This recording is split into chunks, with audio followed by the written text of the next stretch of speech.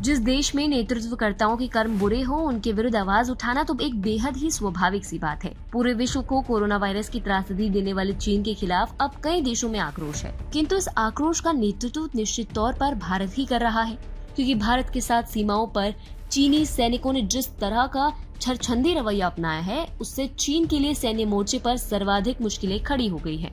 वही सैन्य मोर्चे से इतर अब केंद्र सरकार ने चीनियों के लिए भारत में नो एंट्री घोषित कर दी है। खास बात यह है कि चीन के साथ उनका उपनिवेश हांगकांग भी अब नो एंट्री जोन में शामिल हो गया है। भारत का यही रुख अब चीन और उसके नागरिकों के लिए नई अंतर्राष्ट्रीय बेइज्जती का पर्याय बन गया है। जानेंगे चीन को लगे इस तगड़े झटके के बारे में विस्तार से TFI के इस वीडियो में मेरे यानी दीक्षा नेगी के साथ। तो चलिए आरंभ करते हैं। जैसे जैसे दुनिया कोविड-19 से उबर रही है, वैसे वैसे अंतर्राष्ट्रीय उड़ानों का दौर भी शुरू हो गया है। भारत भी अंतर्राष्ट्रीय उड़ानों के संचालन को लेकर बेहद सक्रिय है। ऐसे में हाल ही में मोदी सरकार ने नई वीजा पॉलिसी लागू की है, जिसके तहत विश्व के 156 देशों को भारत के लिए आसानी से ई-वीजा मिल सकेगा। किंतु ये पॉलिसी चीन के लिए मुसीबत का सबब बन गई है। भारत ने चीनी नागरिकों को इलेक्ट्रॉनिक टूरिस्ट वीजा नहीं देने का फैसला किया है, अर्थात चीनियों के लिए भारत एक नो एंट्री जोन घोषित हो गया है। खास बात यह है कि कोविड के पहले 171 देशों को ई वीजा की सुविधा दी गई थी, लेकिन अब मोदी सरकार ने चीन को तो झटका दिया ही है, साथ ही कुछ अन्य देशों को भी लपेट लिया है। चीन के साथ टकराव के बीच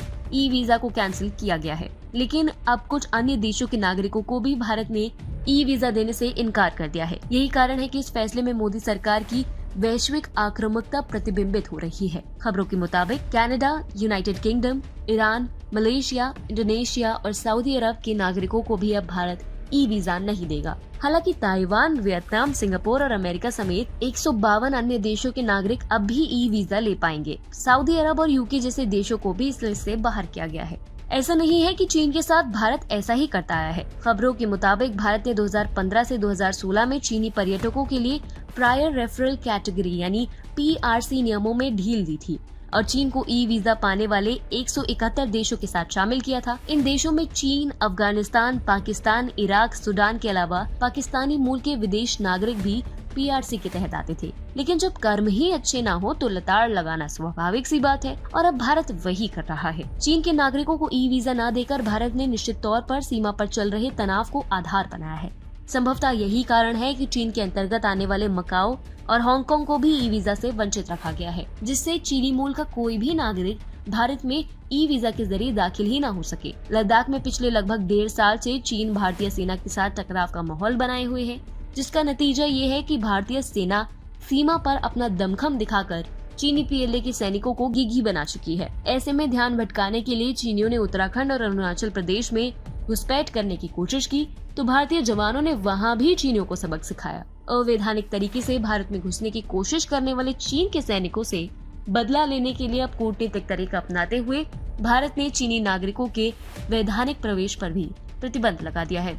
वहीं भारत सरकार अन्य देशों के साथ कड़ा रुख इसीलिए अपना रही है क्योंकि इनमें से कई देशों ने भारत के नागरिकों को वीजा देने के लिए या तो नियमों को पहले से ही अधिक कड़ा रखा है, या फिर उन्होंने भी भारतीयों को वीजा न देने का ऐलान किया है, या फिर डॉक्यूमेंटेशन के दौरान कुछ कमियां पाई गई हैं। ऐसे में मोदी सरकार बिल्कुल जैसे को तैसे वाली नीति पर चल रही है, जो कि एक सहज और सशक्त भारत की स्थिति को प्रतिबिंबित करता है।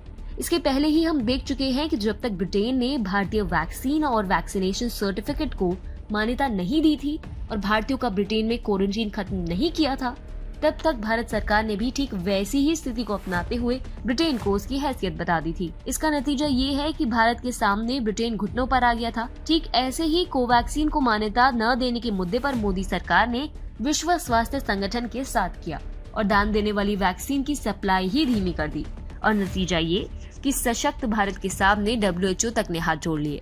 स्पष्ट तौर पर कहें तो भारत सरकार अब चीन समेत उन सभी देशों को सबक सिखाने की तैयारी कर चुकी है जो आए दिन भारत को कमतर समझकर वैश्विक पटल पर भारत के खिलाफ षड्यंत्र रचते रहते हैं, जिनमें सबसे आगे चीन और कनाडा जैसे देश हैं। लेकिन अब भारत सरकार की ई वीजा पॉलिसी उन सभी देशों के लिए झटका बनने वाली है।